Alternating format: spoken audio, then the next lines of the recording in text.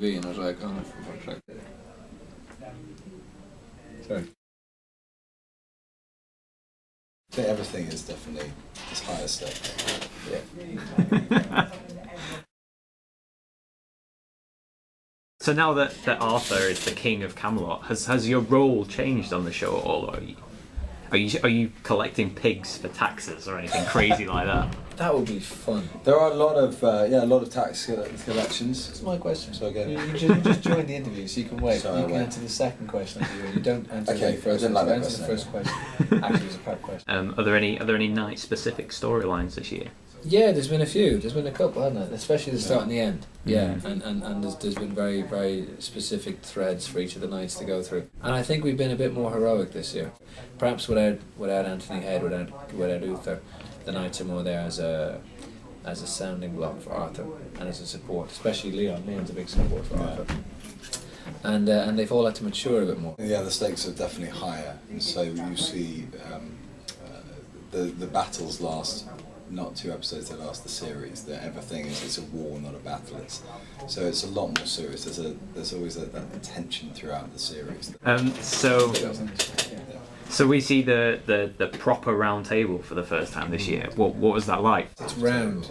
Yeah, You've seen it in the trailer. It is round. Yeah, they did a great job from a carpentry point of view. Yeah. And they are. I mean, you can't see the joints. It's a feat of engineering, really, isn't it? Yeah. It's pretty impressive because it was in about 15 pieces. It was. They fit it together like a Lego block. Yeah, it's pretty incredible. And you could actually lie on it; it didn't break. That was fun. I didn't try that. You should have tried that. Yeah, try that. When everyone wasn't watching. Yeah. Is it always kind of, bros before hoes? Is it always that? See, he's worse than me. He's worse than me. You see, we dragged him down. Yes, you come down to our he's level. doing a fist bump. Yes, There we go. yes. It is because, but not through choice necessarily, because there Right. are, if you probably noticed, There's no there are hoes many. there. There's no women in And they've all been married off or turned evil.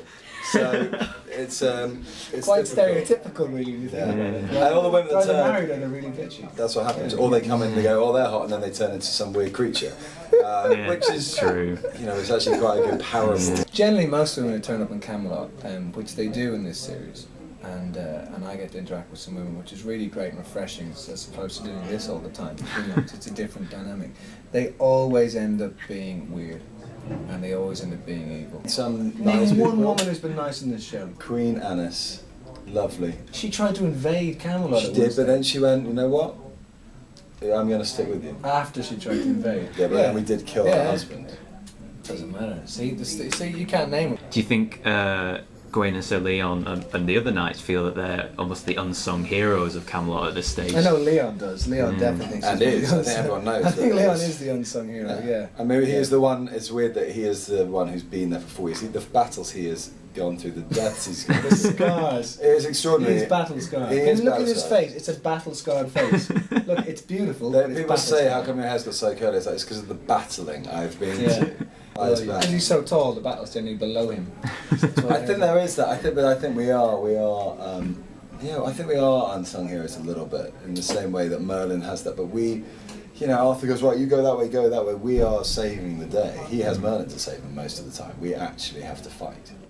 Katie McGrath said earlier that the knights spend longer in hair and makeup than the ladies Yeah, do. see, she does Is that say true? that, and I think that's like her recurring theme tune or something. Yeah. Not even.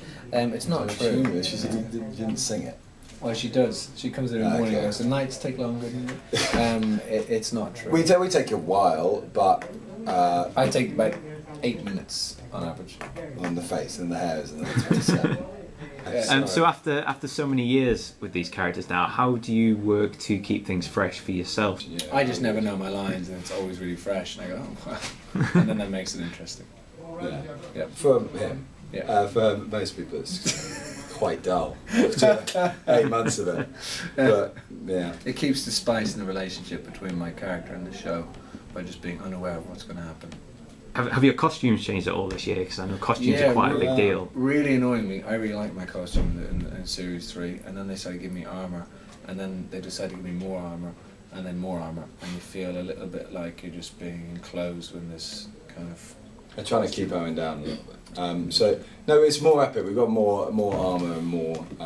The whole show has become more epic this year, and I think the costume has done the same. So, and it can be annoying for some people who are difficult, but sometimes you just get given what you're given. It's like a bigger, better, harder, faster version of the previous year. It is.